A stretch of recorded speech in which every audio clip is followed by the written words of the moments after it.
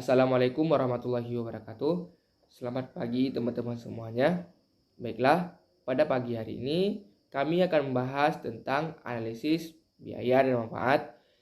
Kami dari kelompok 4 yang beranggotakan saya sendiri M. Rizky Aula dan teman saya yaitu Berliana Salsabila.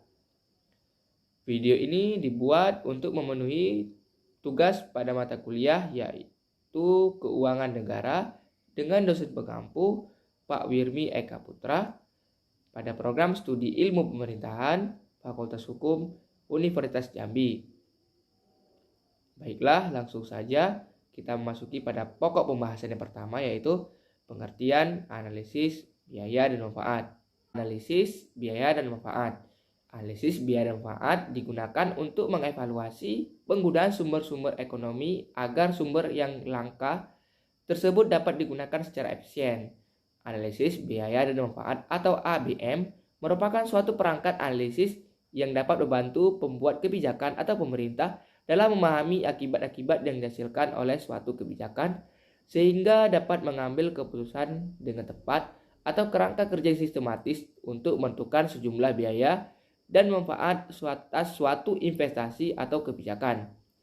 Analisis biaya dan manfaat atau ABM memiliki nama lain atau disebut juga dengan analisis manfaat dan biaya atau AMB atau Benefit Cost Analysis atau BCA dan sering sekali disebut dalam penyusunan regulasi di Indonesia. Baiklah, di sini saya akan menjelaskan materi yang pertama yaitu tentang kebijakan investasi. Kebijakan investasi adalah alat ukur untuk menilai suatu hasil yang didapatkan atau besaran modal yang dikeluarkan dalam instrumen investasi. Dari sudut pandang ilmu ekonomi, biasanya setelah kelayakan teknis dan sosial budaya dapat dipenuhi, akan diperhitungkan apakah proyek atau kegiatan itu memenuhi kelayakan finansial berdasarkan atas perhitungan laba rugi si pemrakarsa kegiatan, kemudian dengan memperhitungkan biaya alternatif atau biaya implisit yang merupakan biaya yang seharusnya diperhitungkan untuk faktor-faktor produksi milik pemrakarsa dapat diperoleh apa yang disebut dengan kelayakan ekonomi atau economic feasibility. Selanjutnya, instrumen analisis manfaat dan biaya. Dalam topik ini ada beberapa poin penting, yaitu yang pertama, nilai sekarang neto atau net present value. Salah satu pendekatan yang umum dipakai dalam pengambilan keputusan berdasarkan manfaat dan biaya proyek atau kegiatan adalah menghitung nilai sekarang bersih atau net present value atau NPV, yaitu dengan cara mengurangi nilai manfaat total dengan nilai biaya total yang semuanya dinyatakan dalam nilai sekarang.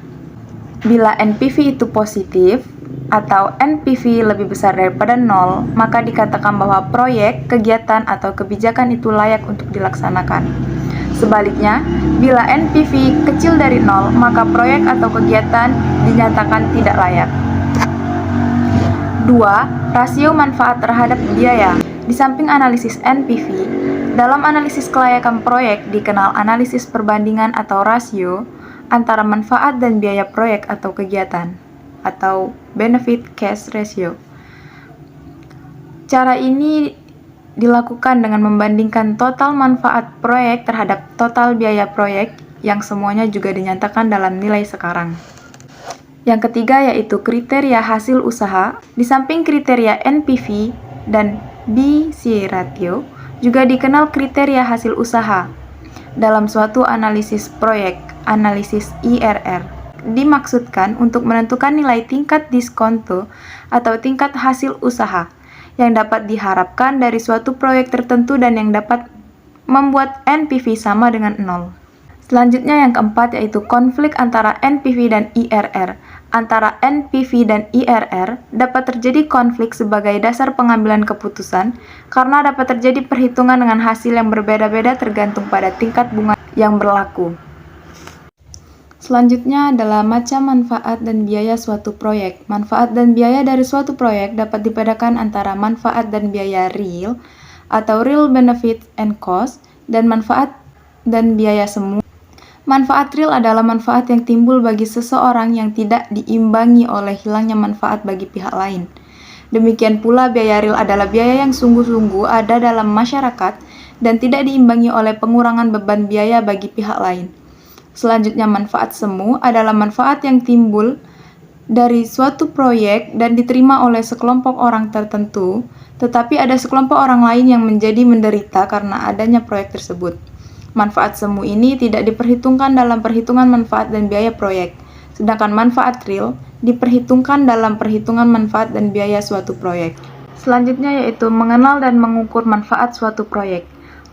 Langkah-langkah yang dilakukan dalam analisis ini ialah A. Menentukan dampak dari proyek, yaitu barang dan jasa apa yang akan diperoleh dari proyek tersebut. B. Menyatakan dampak dari proyek tersebut secara kuantitatif.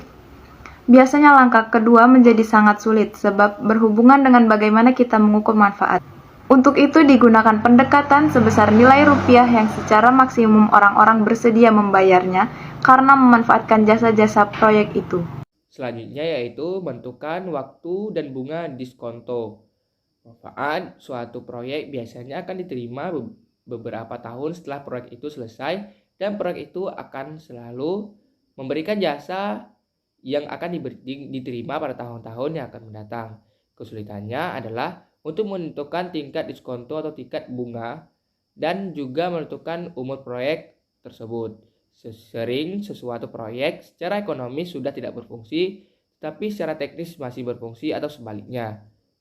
Biasanya untuk proyek yang horizon, waktu yang panjang diasumsikan tingkat diskonto sama dengan bunga dan tetap untuk jangka panjang. Selanjutnya yaitu analisis resiko.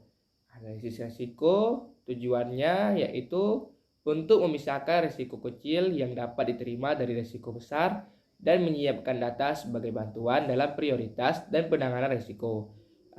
Analisis risiko ini tentunya menggunakan rumus dari instrumen analisis biaya dan manfaat. Mungkin itu saja yang dapat kami sampaikan. Lebih dan kurang kami mohon maaf. Wabillahi taufiq wal hidayah. Wassalamualaikum warahmatullahi wabarakatuh.